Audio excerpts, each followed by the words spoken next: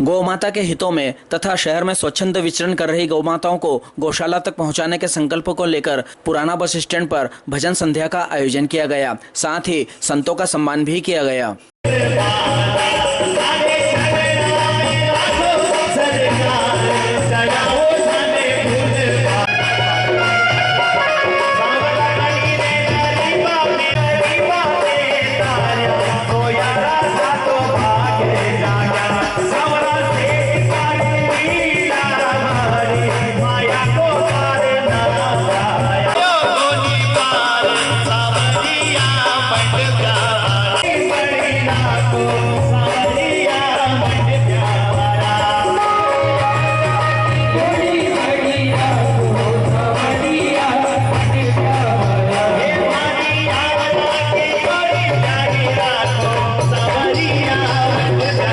आकर देखो, आंख खोलकर देखो, हमारी गौ माता कैसे परेशान हो रही है। हम नहीं कहते कि तुम भी सब सेवा करो, तुम सब जाके गाय चराओ। हम गाय की सेवा करते तो हमें लोग बोलते हैं कि गाय चराएंगे, हम गाय चराएंगे तो हमारे बच्चे भी गाय चराएंगे। अरे तो याद करो वो दिन जब तुम्हारे दादा परदादा इसी गाय को चलाते थे, इसी गाय के बैलों से खेत की हटाई जुताई करा करते थे। अपने दादा परदादा जिनको हम श्राद्ध में मनाया करते हैं, अपने दादा परदादा अगर गौ माता के लाल भी अपने जैसे निकम्मे हो जाते, गौ माता के लाल भी अगर अपने जैसे निकम्मे हो जाते, तो आज जो तुम जमीनें बेच रहे हो, 30 रुपए बीघा की खरीदी हुई आज तुम करोड़ों में बेच रहे हो, वो बस्ती कैसे?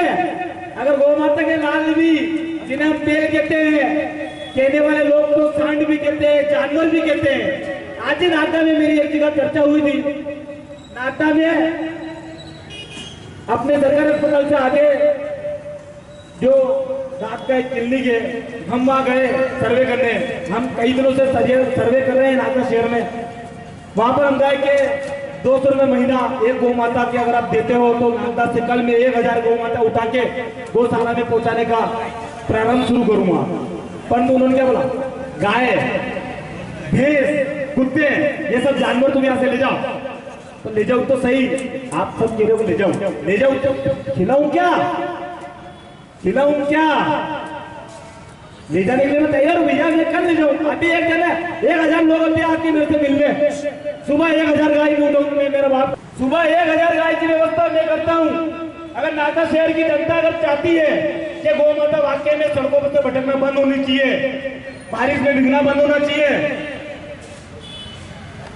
निरंतर जो गौ माता की सेवा करता है उसे अधिक पीड़ा होती है, क्योंकि गौ माता जो दर दर भटक रही है, आज जिस प्रकार से बीमारी में ग्रस्त हो रही है, पन्नी खाने को मजबूर हो रही है, वास्तविक मैं कहना चाहूँगा कि एक गौ सेवक की आत्मा बहुत ही तड़पती है। उस माँ की सेवा के लिए उसके पास इतना बल नहीं होता कि वो यहाँ पर जितनी गौ माता है उनकी सेवा अपने घर ले जाके कर सके।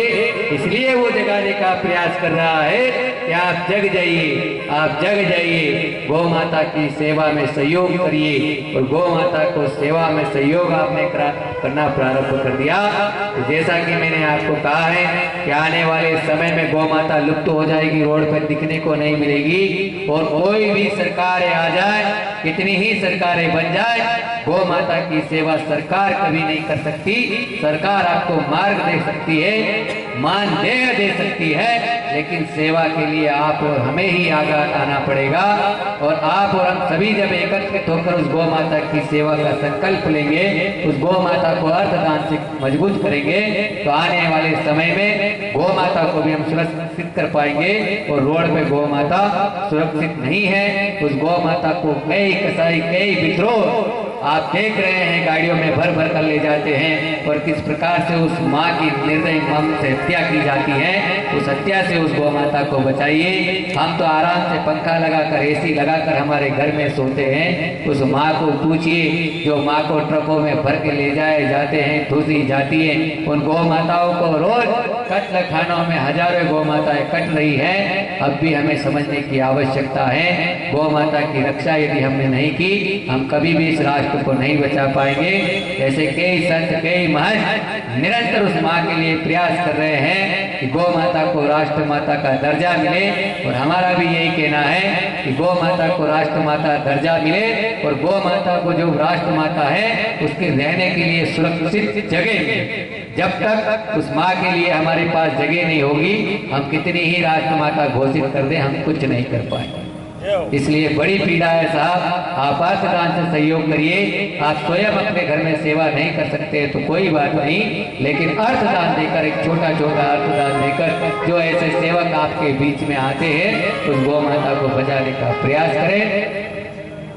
आइए, हम खड़खड़ बाबा भी हमारे बीच में पधारे हैं, उनका भी उद्बोधन गौ माता के प्रति सुनते हैं, क्योंकि बाबा ने भी बहुत सेवा गौ माता के की, लेकिन आज बाबा व्रत हो चुके हैं, बाबा को मजदूर समय पे मिलते नहीं हैं, इसलिए कहीं ना कहीं गौ माता की सेवा से बाबा पिछड़ रहे हैं। हम बाबा को भी आश्वस्त करते हैं कि बहुत ही जल्द आपके यहाँ 2 से 4 वर्कर की व्यवस्था, और कम से कम अगर आपके यहाँ 100 से 150 गौ माता अगर निवास कर सकती है वो माँ ब्रह्मा पराशक्ति, तो हम 150 गौ माता की व्यवस्था वहाँ करके राधा रानी गौशाला के पोर्टल के माध्यम से जो भी मानदेय गवर्नमेंट देती है वो मानदेय यहाँ तक हम पहुँचाएंगे, और गौ माता की सेवा ही। देखिए, किसी गौशाला को बनाने के लिए उसमें कम से कम रजिस्ट्रेशन से लगा के जो प्रतिक्रिया होती है वह कभी ना कभी हम अच्छी तरह से पूर्ण नहीं कर पाते हैं। इसीलिए जो संस्थाएं बनी होती हैं वो अपनी ब्रांचें खोल सकती हैं। उसी ब्रांच के माध्यम से एक ब्रांच सिर्फ यहाँ अगर बने, आपके पास अगर 150-200 गौ माता की रखने की आवश्यकता है तो 150-200 गौ माता आप सुबह उठाकर वहाँ शिफ्ट करिए। आपका 150 गौ माता या 200 गौ माता का जो भी मानदेय होगा वो शासन से जो आएगा मैं आपको सहयोग करूंगा। बाकी हम दानदाताओं से जो लेते हैं वो सहयोग होगा ही सही। आपका नाम बताओ। राजेंद्र माहेश्वरी। क्या नाम आपका? राजेंद्र माहेश्वरी, बस स्टैंड पे ही रहता हूँ, चेतनपुरे में मकान, और 2100 रुपये महीने मुझसे आप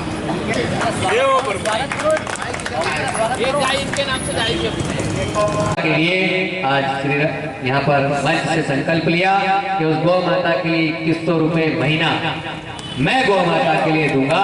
इनका जोरदार ताली बजाकर स्वागत करें।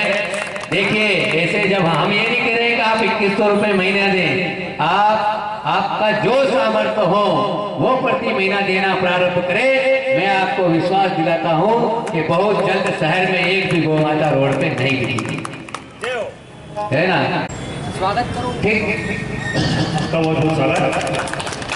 मकवाना जी का भी हरि के अंतकरण से कोटि कोटि धन्यवाद और साधुवाद कि गौ माता के लिए 2100 रुपये महीना प्रति माह देना जो प्रारंभ किया है। आप और आपके परिवार पर गौ माता का आशीर्वाद सदैव सदैव बना रहे, ऐसी मंगल कामना हम गौ माता के श्री चरणों में को आप दान देते हैं। वहाँ पर महीने में एक बार अमावस्या के दिन जरूर जाकर चक्कर लगा के आइए कि मेरे दिए हुए दान से किस प्रकार से गौ माता की सेवा हो रही है। जब आप वहां तक पहुंचेंगे तो जो सेवक गौ माता की सेवा कर रहे हैं वो भी चिंतन से सेवा करेंगे कि भक्त यहाँ आते हैं मुझे गौ माता की सेवा अच्छे से करना है ना। तो जो दान देते हैं उन सभी से कहना चाहूंगा कि प्रत्येक अमावस्या को महीने में एक बार 29 दिन अपने लिए कमाएं, 29 दिन अपने घर के लिए कमाएं, लेकिन एक दिन मात्र जितना भी समय हम दे सकते हैं, आधा घंटा 1 घंटा उस गौ माता की शरण में जरूर जाएं। रही है ये, और ऐसा नहीं, हमारे ऊपर जो बड़े से बड़े संकट आते हैं वो भगवती ब्रह्मा पराशक्ति वो गौ माता अपने ऊपर निवारण करती है, तो वो दुख देखती है और हमें सुखी करती है। तो हमारा फर्ज बनता है कि हम जो कमाते हैं उसमें से थोड़ा सा अंशदान उस भगवती की सेवा में